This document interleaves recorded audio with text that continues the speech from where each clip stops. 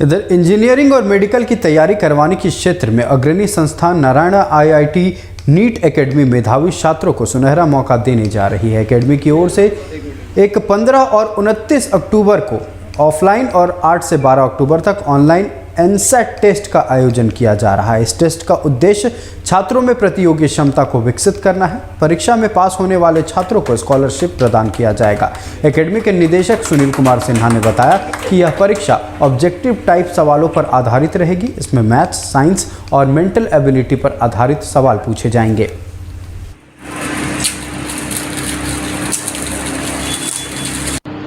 गरीब बच्चे जो मेधावी हैं, जो टैलेंटेड हैं और आर्थिक अभाव के कारण वो अपनी तैयारी नहीं कर पाते हैं इंजीनियरिंग कॉलेज में, मेडिकल कॉलेज में जाने के लिए, अच्छे कॉलेज में, और उनको जानकारी का अभाव भी रहता है कि कैसे प्रिपरेशन करें।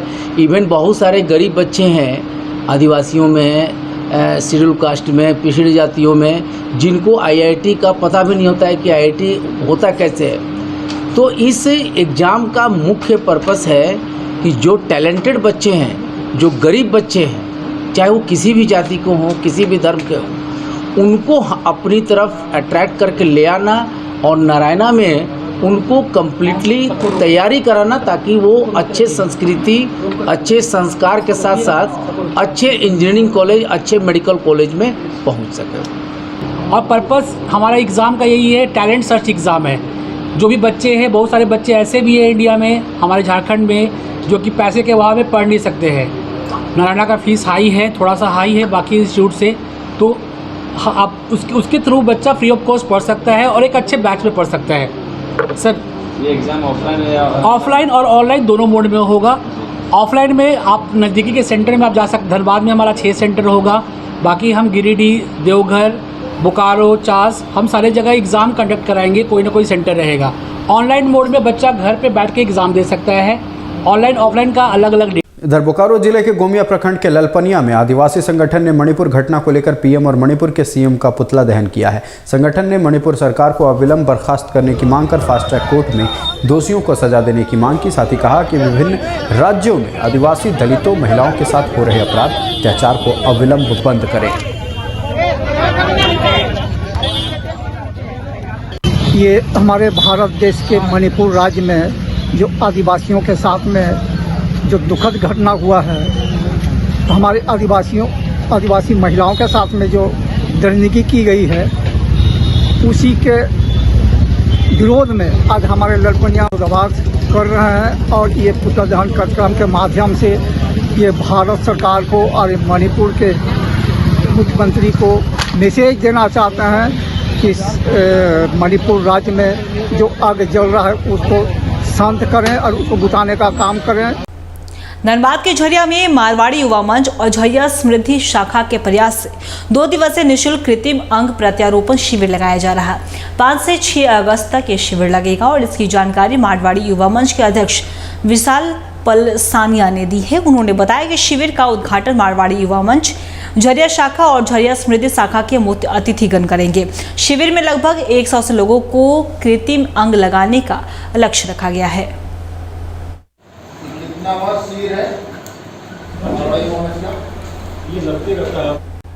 धनबाद क्रिकेट एसोसिएशन के सदस्यों ने एक बैठक की, जिसमें सत्र 2022-23 में DCA द्वारा 275 डोमेस्टिक मैच, 50 JSC मैच और 4 एक दिवसीय BCCI टूर्नामेंट मैच को जो सफलता रहा, उसी को लेकर DCA अध्यक्ष मनोज सिंह ने जानकारी दी और कहा कि 275 डोमेस्टिक मैच टफ विकेट पर हुआ है और ऐसे करवाने वाला झारखंड में धनबाद एकमात्र जिला है।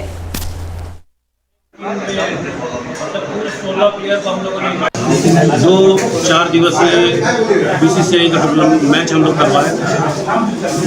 इसके अलावा धनबाद क्रिकेट एसोसिएशन ने एक और रिकॉर्ड बनाया। एक दिन में 5 ग्राउंड में एक साथ 5 मैच हुआ और जो हमारा 275 मैच हुआ वो सभी मैच टफ विकेट पे हुआ। ऐसा करवाने वाला झारखंड में धनबाद एकमात्र जिला है जिसके सभी ब्रेक के बाद स्वागत है आपका बढ़ेंगे खबरों की ओर। धनबाद स्थित बीसीसीएल के पुटकी पीवी एरिया में तेजी से पेड़ों की कटाई हो रही है, जिसे लेकर ग्रामीण एकता मंच में एक प्रेस कॉन्फ्रेंस किया गया। इस दौरान ग्रामीण एकता मंच के अध्यक्ष रंजीत सिंह ने जंगलों की कटाई का विरोध किया। साथ ही कहा कि आउटसोर्सिंग कंपनी ने प्रथम फेज में 2500 पेड़ों की बिना अनुमति को काट दिया है, जिससे कि हमारे वातावरण पर खतरा मंडरा रहा है।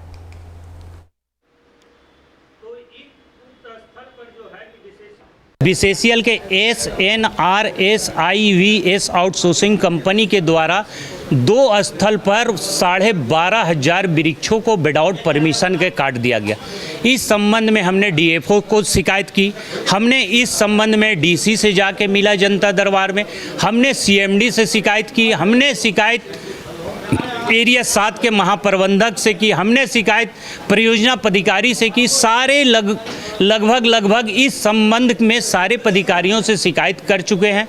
करने के बाद आज प्रेस कॉन्फ्रेंस के माध्यम से ये सारे तथ्य और सबूत आप लोगों के सामने रखे हैं कि इस पर किसी प्रकार की कार्रवाई हो और जो ये वृक्ष काटे हैं उन पर मामला दर्ज। धनबाद के मधुबन थाना क्षेत्र के बीसीसीएल का लोहे की चोरी करते हुए मधुबन पुलिस ने 2 युवक को गिरफ्तार किया। इसके साथ ही पुलिस ने 1 टन लोहा भी जब्त किया है। वहीं दोनों अपराधी को कोर्ट के आदेश के बाद न्यायिक हिरासत में जेल भेज दिया गया। ये मधुबन थाना में बीसीसीएल का लोहा के साथ रंगे हाथ पकड़ा गया है, जिसे हम लोग केस करके कोर्ट में हाजिरी। पहले भी क्या मामला पहले मामला नहीं है, लेकिन और सब दूसरे थाना में लोग के विरुद्ध केस दर्ज है। कितना लोहा जब्त किए हैं? एक टन। क्या नाम हुआ दोनों का? एक ठो का राम कुमार और दूसरा रोहित कुमार। ये सब चास का है, बोकारो चास। इन लोग कहाँ माल कहाँ यही चास तरफ ही, बोकारो ही, यहाँ से लेके। धनबाद के सरायढेला थाना क्षेत्र के सुगियाडी में वज्रपात की चपेट में आने से एक युवक की मौत हो गई। बारिश शुरू होने पर घर के बाहर काम करने के दौरान हुए वज्रपात वक्त झुलस गया और लोगों ने उसे अस्पताल पहुंचाया। डॉक्टरों ने उसे मृत घोषित कर दिया। फिलहाल पुलिस ने शव को पोस्टमार्टम के लिए भेज दिया है। घटना हुआ था कि घर के बाहर पे गाय भैंस बंधा हुआ था और अचानक जो बारिश बिजली कड़का तो घर से बाहर निकला अपना गाय को घुसाने के लिए। दरवाजे के बाहर जैसे ही निकला ऊपर से बिजली गिर गया और वहीं पर डेड कर गया, स्पॉट हो गया। तो हम लोग आन फान में उसको तुरंत लाए हॉस्पिटल में मृत घोषित कर दिया। बोला इसको लेके चल जाइए, तो हम लेके चले गए। फिर सुबह में हम लोग थाना गए तो थाना में बोले कि फिर से आप इनको अस्पताल लेके जाइए, वहीं पर आएंगे तो हम आपका पंचनामा करके रिपोर्ट बनाएंगे पोस्टमार्टम के लिए भी। इधर कोयला राजधानी धनबाद में अपराध पर अंकुश लगता नहीं दिख रहा है। पंपू तालाब के पास हथियार बंद अपराधियों ने गन पॉइंट पर लूट की घटना को अंजाम दिया। लगभग 6 की संख्या में अपराधी दीवार फांदकर घर में घुसे और महिला को हथियार का भय दिखाकर लूट की घटना को अंजाम दिया। घटना के वक्त महिला का पति घर से बाहर था। दरवाज़ा खोलने का खुट से आवाज़ आया, हम उठ के देखना चाहे, उसके बाद तीनों अंदर घुस गया। मेरा मुंह दाब के उसके बाद साइड में बैठा दिया। उसके बाद बोला कि मोबाइल दो। हम मोबाइल बोले यहीं पे है, ले लिया हाथ में। उसके बाद बोला ATM दीजिए। तो हम बोले ATM नहीं, ATM मेरे हस्बैंड के पास है। तो बोला झूठ बोलेगा। तो मेरा बच्चा भी उठ गया, बोला नहीं मेरे पापा के पॉकेट में है ATM रहता है। तो बोला ठीक है। उसके बाद बोला कि सोना रखी हो, सोना दो। तो हम बोले सोना नहीं रखे हैं, सोना मेरा रेलवे क्वार्टर में चोरी होता है, हम सोना नहीं रखते हैं। और जो कान में पहने हैं नाक में वही मेरे पास सोना है, वही सब ले लीजिए। तो बोला खोल के दीजिए। तो हम खोल के दे दिया हाथ में। तो बोला और पैसा ऐसा दो। तो पैसा ढूंढा तो पैसा भी जितना था उतना पैसा भी ले लिया। उसके बाद फिर बोला कि रखी हो पैसा, दो नहीं तो तुम्हारे, और हल्ला मत करो, रो नहीं, हल्ला मत करो, नहीं तो तुम्हारे पति को भी जान से मार देंगे और वो हल्ला करोगी तो। उसके बाद फिर सारा 5 मिनट था। उसके बाद सब पैसा और कान का नाक का सब लेके निकल। कितने लोग थे? 3 लोग थे अंदर में और बाहर में बुला रहे चलो हो गया चलो अब निकलो। कैसा था देखने में, लोग कैसा लग रहा था? एकदम ब्लैक कलर का सब कपड़ा पहना हुआ था और चेहरा पे भी ब्लैक कलर का पहना हुआ था और मास्क, मतलब हाथ में भी ग्लव्स ब्लैक कलर का लगा हुआ था और दुबला पतला। और वहीं धनबाद के राउंड टेबल इंडिया और मारवाड़ी युवा मंच चिरकुंडा शाखा की ओर से रविवार सुबह बाल कांवड़ यात्रा का आयोजन किया गया। बाल कांवड़ यात्रा में 2 वर्ष से 15 वर्ष के बच्चों ने हिस्सा लिया। यात्रा का शुभारंभ बराकर नदी घाट से कांवड़ में जल भरकर किया गया। इस यात्रा में बच्चों के साथ साथ माता पिता भी काफी संख्या में जुटे।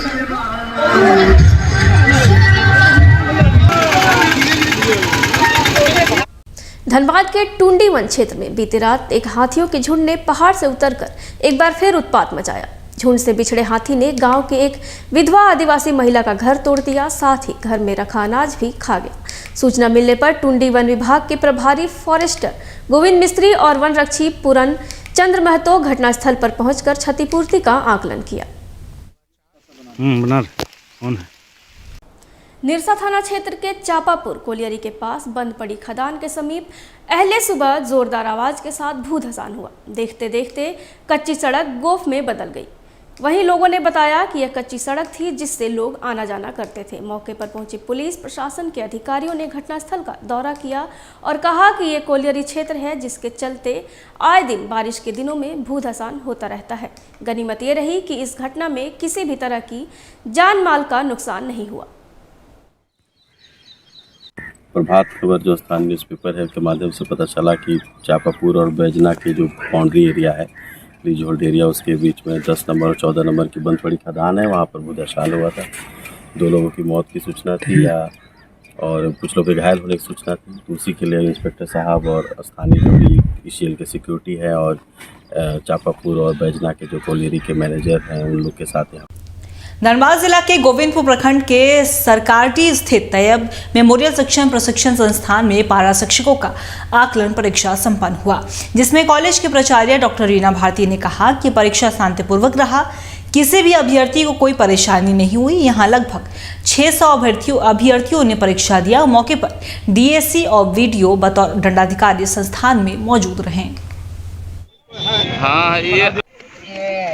परीक्षा इस सेंटर में लगभग 600 विद्यार्थी या पारा शिक्षक थे जिनके मूल्यांकन के लिए आज परीक्षा आयोजित की गई थी। परीक्षा शांतिपूर्ण रही और किसी प्रकार की अनियमितता नहीं पाई गई। सब कुछ ठीक ठाक रहा। हम लोग चूँकि फ्लाइंग मजिस्ट्रेट हैं और स्टैटिक मजिस्ट्रेट भी थे, तो पूरी परीक्षा के क्रम में हम लोग बने रहे, इसलिए किसी प्रकार की कोई सब कुछ शांतिपूर्ण रहा। विद्यालय का व्यवस्था बिल्कुल ही दुरुस्त है। देख रहे हैं विद्यालय में जो भी है, हालांकि संसाधनों की कमी है, लेकिन फिर भी बावजूद भी उन कमी संसाधनों में भी बहुत अच्छी व्यवस्था है। हर कमरे में लाइट हैं, पंखे हैं